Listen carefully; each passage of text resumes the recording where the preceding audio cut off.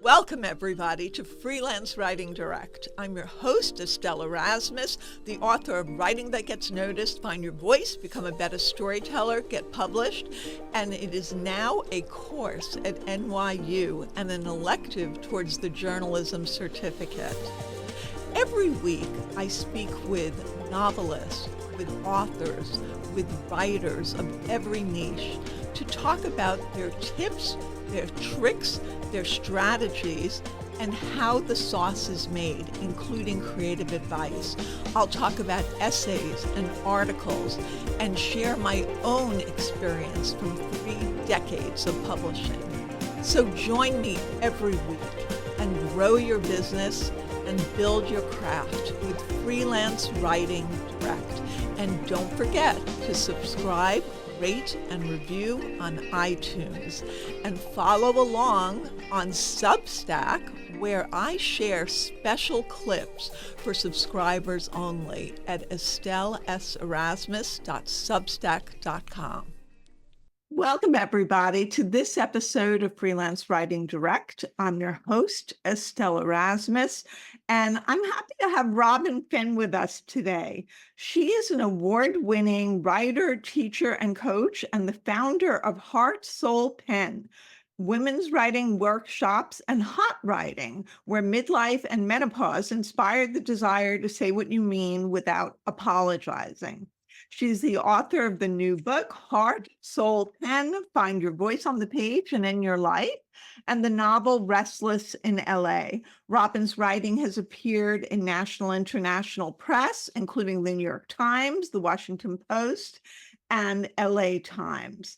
A cum laude graduate of UCLA, she holds master's degrees in public health from Columbia University and in spiritual psychology from the University of Santa Monica. Robin teaches workshops across the U.S. and beyond to help women unleash their radical self-expression and grow, heal, and connect through writing. She lives in Los Angeles with her family and is a longtime advocate for children with ADHD and learning differences. Welcome, Robin, and congratulations on the launch of your book. Oh, thank you so much. And thank you for having me.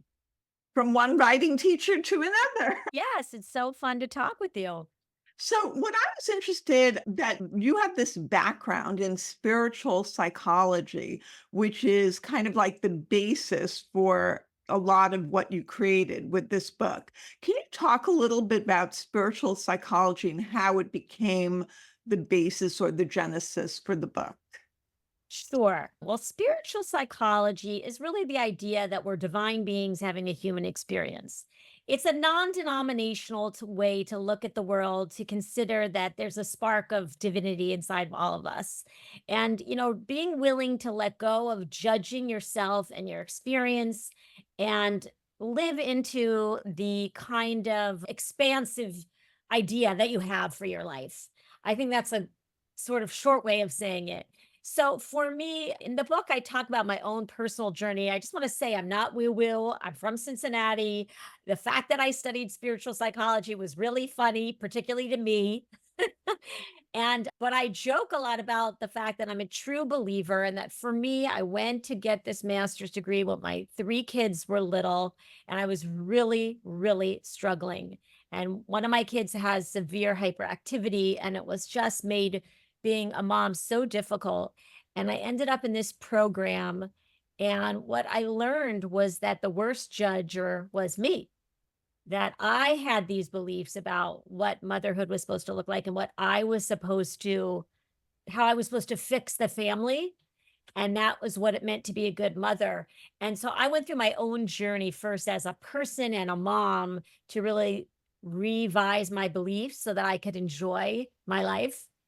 So when it came to writing, when I rediscovered or reconnected to the fact that I'm a writer, I've always been a writer, and I started to write again, I went through, Estelle, the same thing of all the judgment. I'm not good enough. My story isn't big enough. I'm too old. It's too late. I missed my chance, all these kinds of things.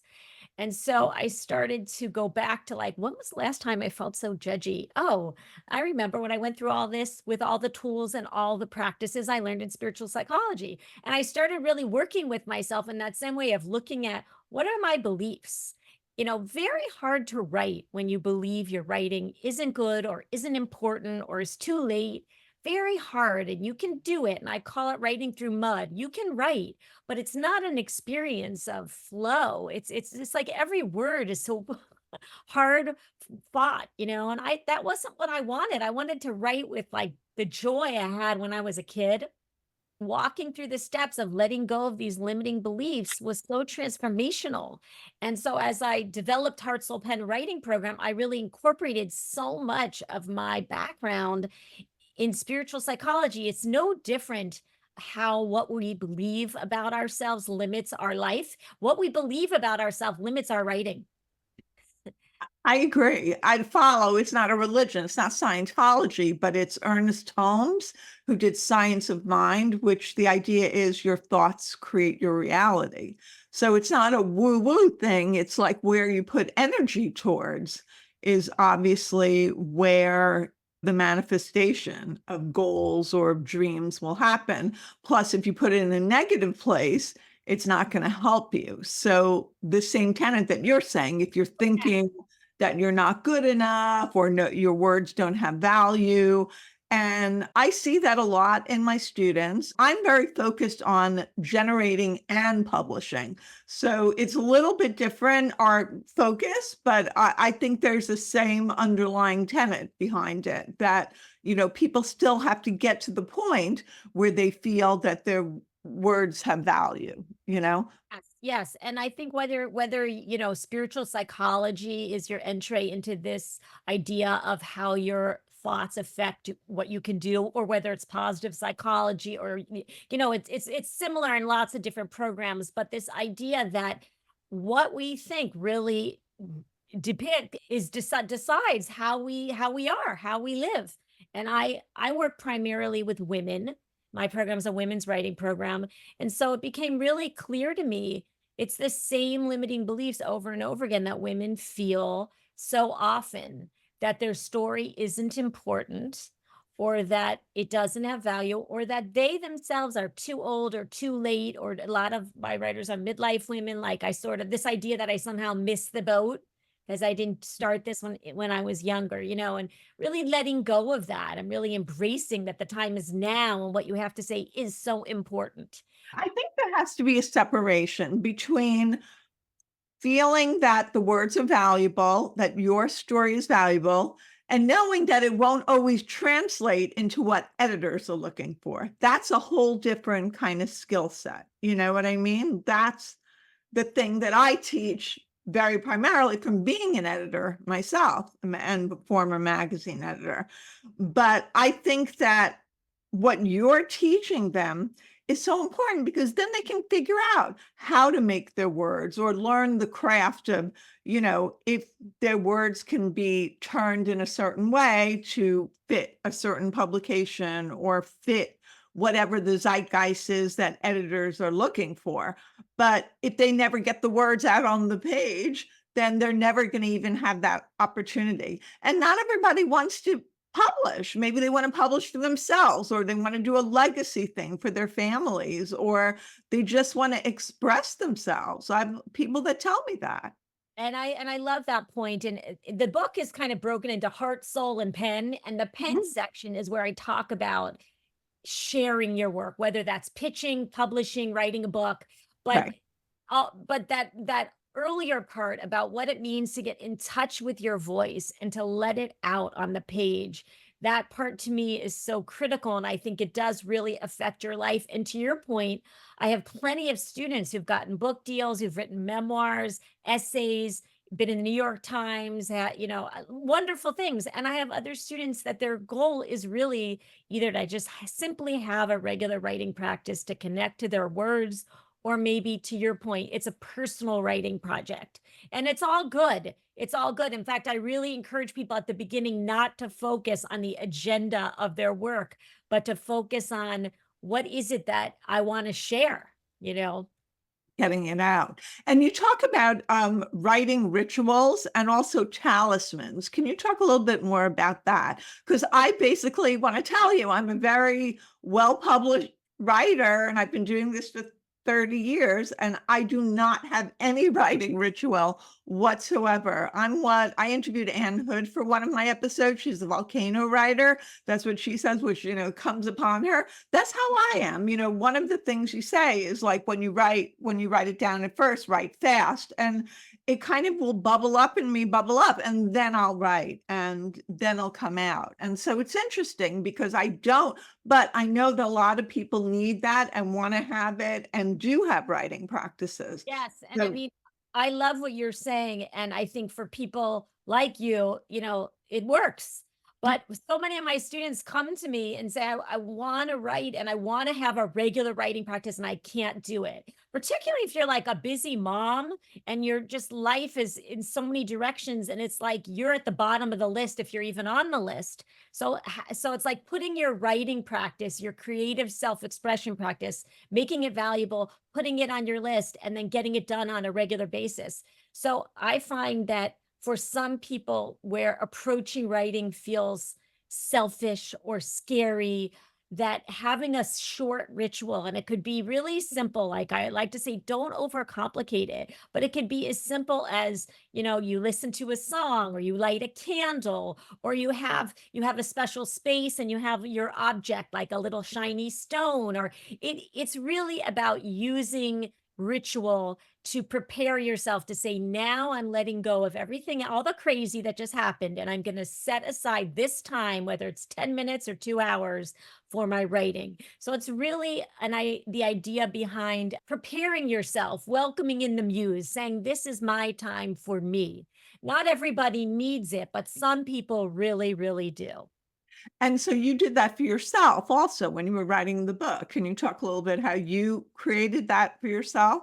Well, I don't use a ritual generally for like my weekly writing, but what I find, this is my second book, that when I'm approaching a really big project, I myself deal with everything I talk about in the book. And one is resistance, where like I come up with a million things I gotta like go through the camping gear in the garage instead of working Mhm. on the book that has a deadline. So for me, one of the best parts of a ritual for me is a song. Like I have a song I play, and it's could be different for every project, but when I listen to that song, it's like Pavlov's dogs. It's like I know, like I'm gonna get writing. And so I used that technique for the book, where I would have a song that I would play, and then I would know, like, okay, it's sort of like working out too, where people use music to psych themselves up. And it was a way of me knowing, like, this is it. I'm going to sit down. I'm going to do my writing. So that music really works for me, but different things work for different people. And it's also fun to like create a ritual, know at the end of this, I am going to do my writing. And what about talismans? Like, do you use Oh, talismans, or yes. what do you I have recommend? creative talismans all over my office. Mm. And again, I deal with a lot of students who are dealing with fear and doubt. And it's like having anchors. I talk about having a quality, like a word that you write down. It could be courage, it could be flow, it could be whatever it is you need. And you have that word on a piece of paper, like next to your laptop.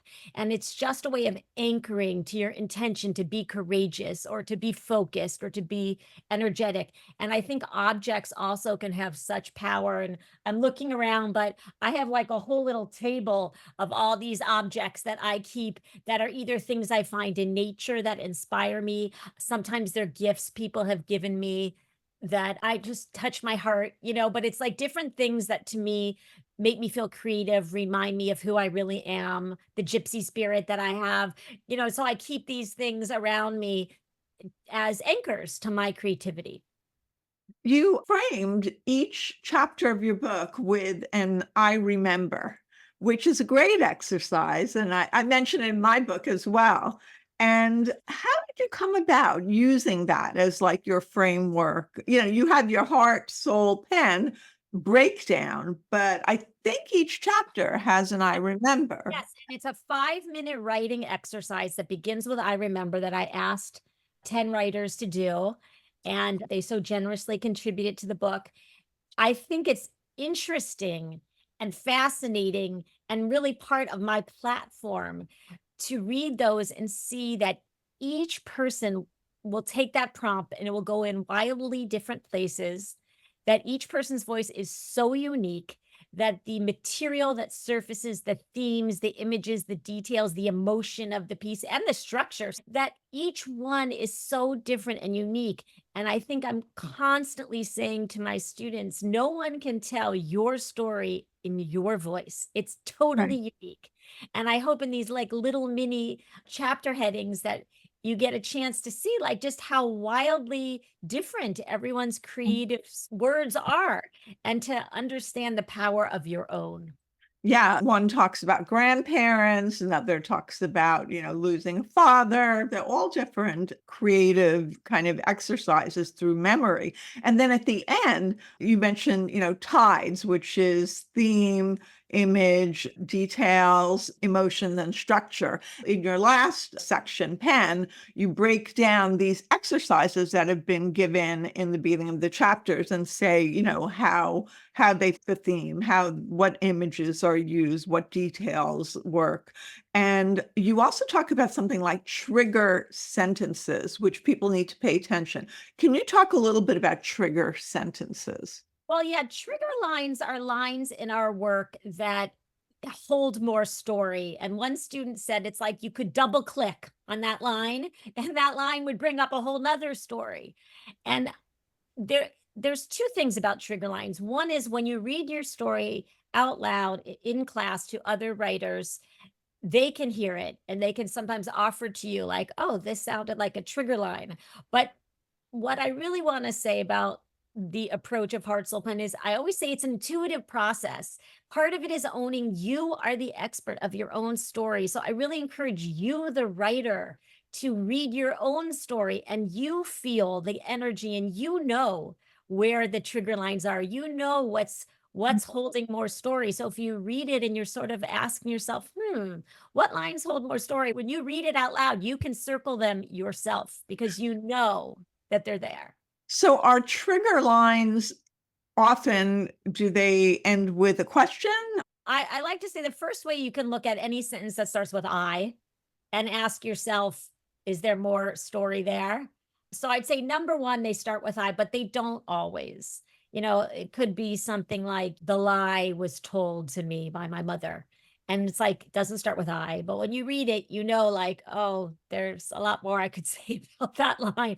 And so you can circle those lines and use those for prompts for future writing. And that's just one way to go deeper into the piece and into the story inside of you that wants to be told by really paying attention to what lines in there are really, there's more truth embedded in them. Yeah, it's almost like there's a pain point in those trigger lines, and so there that you can move forward with that.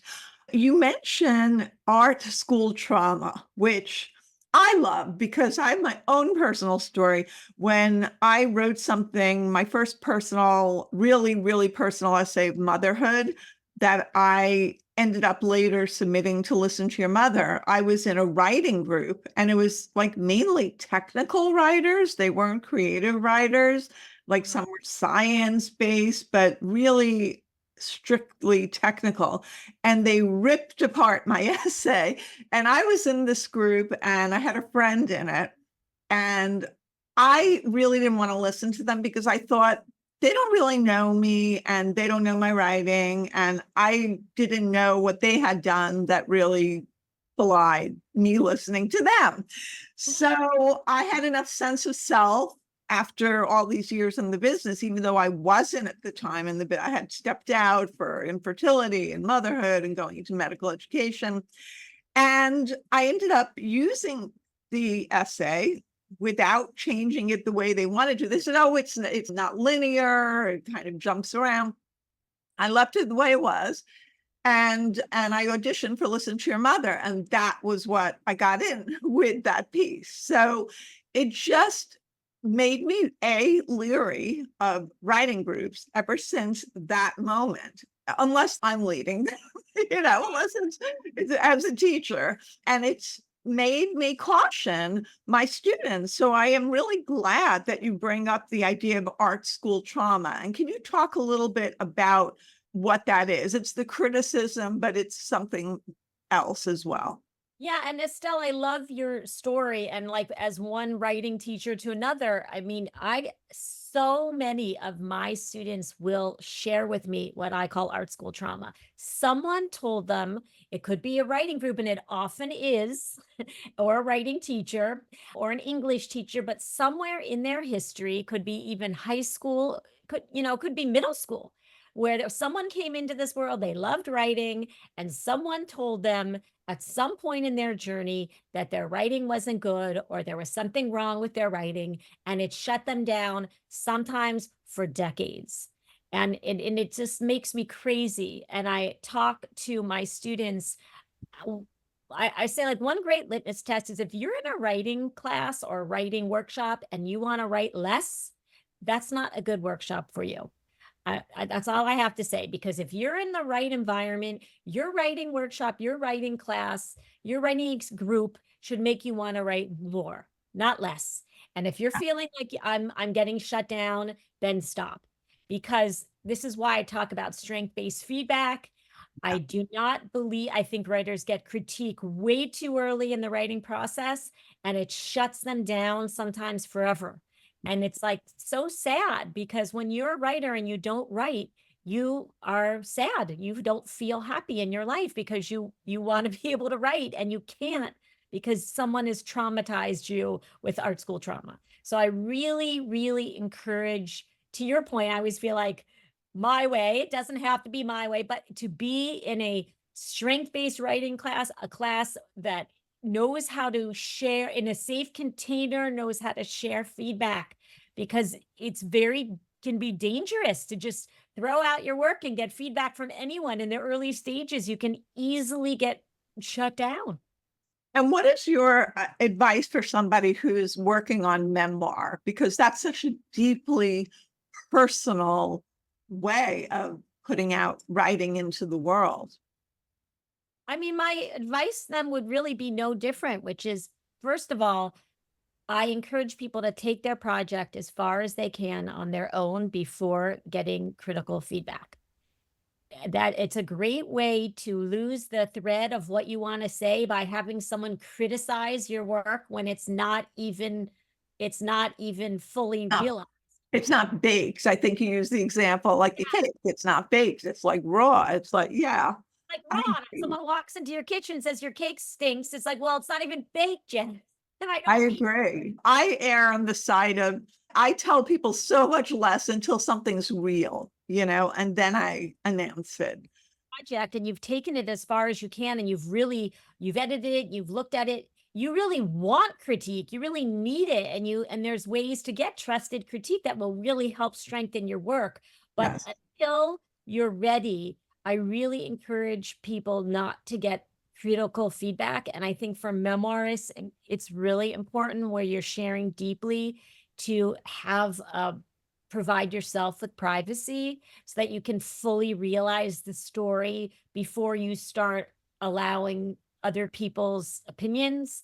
Also, I would encourage memoirists to work with strength-based feedback and have someone read their work and share with them what they notice, what the themes, the images, the details, the emotions, the structure that strikes them, where they can go deeper without critique. And I think waiting until you're really ready for critical feedback will help you so much from protecting your work and not getting shut down. Yes, I think that's so helpful. And you give a lot of prompts and you talk about the benefit of prompts to really get people, I guess, out of their heads and just onto the page and writing, and also paying attention to your environment, words. I always tell people to collect words that they see that are interesting. You talk about song lyrics, things that will spark you. And I think that's a great way to keep emphasizing the creativity in us all that we can bring out on the page. Is there anything that I didn't ask you that you want to share? Well, I love your mentioning the prompts, because I do think prompts are really fun. And I like to say, like, the story's going to come out actually, no matter what prompt I give you or what prompt you drop in. But I think when you find random prompts, like I'll send my students on a treasure hunt, or we'll do something wild and you have to bring in something that to you says wild or whatever is something, I try to give them odd things and that they wouldn't necessarily think about for writing, because I think that the more we keep our head out of our writing process, and when we have these odd prompts that have to be fit into our writing, it's like our mind is looking at that for how to get these puzzle pieces into our work. And we're not thinking about, I don't have anything to say. Where am I going with this piece? How will I pitch this? All these other thoughts. So I do want to say, I joke that there's a reason why my book is not called Head, Soul, Pen. That my truth, I believe, like what really wants to come out, our radical self-expression is in our heart and soul and in our bones, but it's not in our head. And that there's a great time for our head, which is like the discernment after you get out that whole story. And then you question, do I want to publish this? Is this something I want to share publicly? There's all these questions, and that's where we really need our mind to think this through. But for that creative flow, I feel like being in our heart and soul, letting that out through our pen is really the magic. Ah, that's beautiful. I love ending on that note. That's lovely. Thank you so much, Robin. Heart, soul, pen, right here. And it's a beautiful cover also. Thank you for having me, Estelle. It was really a fun discussion. Thank you. Follow me at EstelleSErasmus.com on my website and on social media, which is Instagram, TikTok, and Twitter at Estelle S. Erasmus. And we're now on YouTube for Freelance Writing Direct. Follow along, and soon everyone will be reading what you're writing.